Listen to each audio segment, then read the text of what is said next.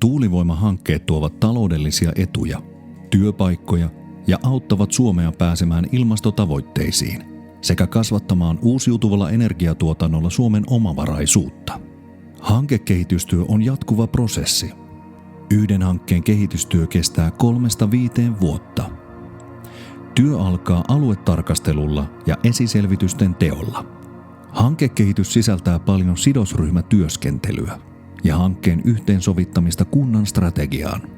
Hankkeessa eteneminen vaatii aina kunnan ja maan omistajien hyväksynnän.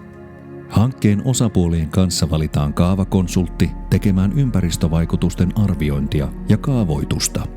Jokaisella osapuolella on vaikutusmahdollisuus prosessin eri vaiheissa. Tuulivoimapuistojen rakentaminen pyritään toteuttamaan mahdollisimman etäälle vakituisesta asutuksesta. Läheinen puusto tai muu mahdollinen näköeste antaa parhaan peittävyyden tuulivoimaloille. Infraääneksi kutsuttuja matalataajuisia ääniä tuottavat monet asiat, kuten aallot, liikenne, pyykinpesukone. Tuulivoimaloiden tuottamia infraääniä on tutkittu Suomessa, eikä tutkimustulosten perusteella ole pystytty osoittamaan, että niillä olisi terveysvaikutuksia ihmiselle tai eläimelle. Vuorovaikutus luonnon kanssa jatkuu normaalisti, eikä tuulivoimalat häiritse alueen eläimistöä.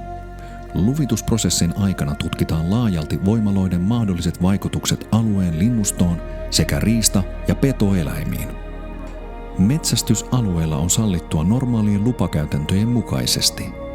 Jokamiehen oikeudet ovat tuulivoima-alueella voimassa normaaliin tapaan. Tuulivoimaloiden ympärillä ei ole aitoja, joten liikkumista alueella ei ole rajoitettu.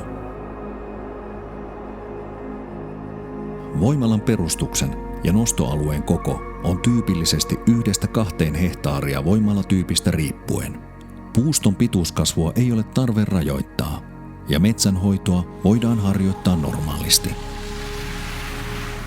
Tuulivoima-alueen tieverkosto koostuu tyypillisesti olemassa olevasta perusparannettavasta sekä alueelle rakennettavasta uudesta tiestöstä.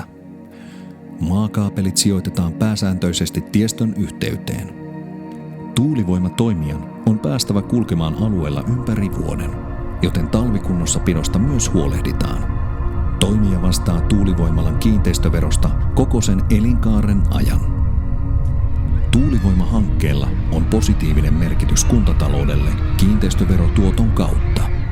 Tämä tuo mahdollisuuksia kehittää kunnan palveluita, esimerkiksi liikuntapaikkoja, kouluja, päiväkoteja ja tieverkostoa. Tuulivoima luo alueelle myös työpaikkoja hankkeen koko elinkaaren ajan, piristäen alueen elinkeinoelämää.